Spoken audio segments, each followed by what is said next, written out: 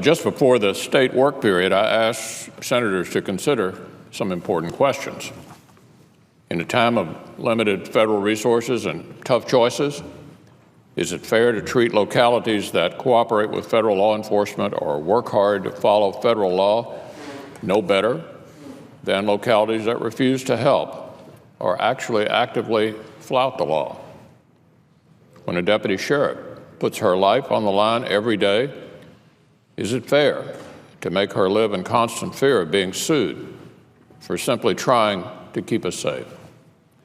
When felons enter our country illegally and repeatedly, is it fair to victims and families to not do what we can to stop them? The answer is it isn't fair. That's why colleagues should support the legislation we'll consider this afternoon. It aims to ensure more fairness to cities and states that do the right thing, redirecting certain federal funds to them from those that choose not to do the right thing. It aims to support law enforcement officers who risk everything for our safety, protecting them from lawsuits for simply doing their federally mandated duties. It aims to deliver justice for victims and their families, substantially increasing deterrence for criminals who commit felonies and then try to illegally re-enter our country, endeavoring to save more Americans from the pain these families continue to experience every day. Now, we all know the heartbreaking story of Kate Steinle. Kate was walking arm in arm with her father one moment, begging for help the next as she began bleeding to death in his arms.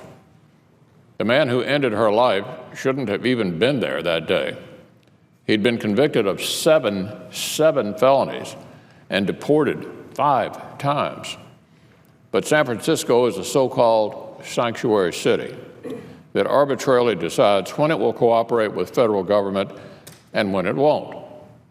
And it refused to even honor the federal government's request for an immigration detainer. What happened to Kate is tragic, and it's not just an isolated incident. Consider this letter from Susan Oliver, who lost her husband just last year. Here's what she had to say. The man that killed my husband, Deputy Danny Oliver, was deported several times for various felonies. However, due to lack of cooperation between law enforcement agencies, his killer was allowed back into the country. I'm asking for only one thing, she said. I do not want your sympathy. I want changes so others will not have to endure the grief we have in our lives every day. The bill, which we'll consider this afternoon, is supported by law enforcement organizations like the National Sheriff's Association, the Federal Law Enforcement Officers Association, and the National Association of Police Organizations. Here's what the International Union of Police Associations had to say about it. The International Union of Police Associations is proud to add our name to the list of supporters of the bill addressing sanctuary cities titled Stop Sanctuary Policies and Protect Americans Act.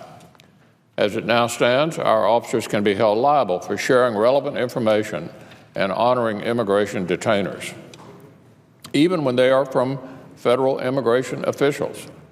This legislation remedies that. Additionally, the bill provides a financial disincentive for cities to become or remain sanctuary cities.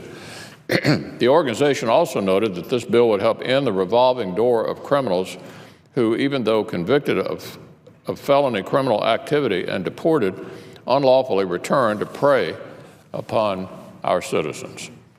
So the issue before us is not really about immigration. It's more about keeping our communities safe. Those who defend so-called sanctuary cities callously disregard how their extreme policies hurt others.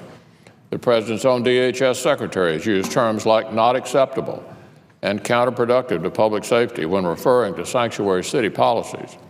Such extreme policies can inflict almost unimaginable pain on innocent victims and their families. As the father of 3 daughters, I know we can do better. I'm calling on every colleague to put compassion before left-wing ideology today. This bill would support the deputy sheriff who puts her life on the line every day. This bill would provide hope and justice for victims and their families. So let's vote to support them, not defend extreme policies that actually hurt them.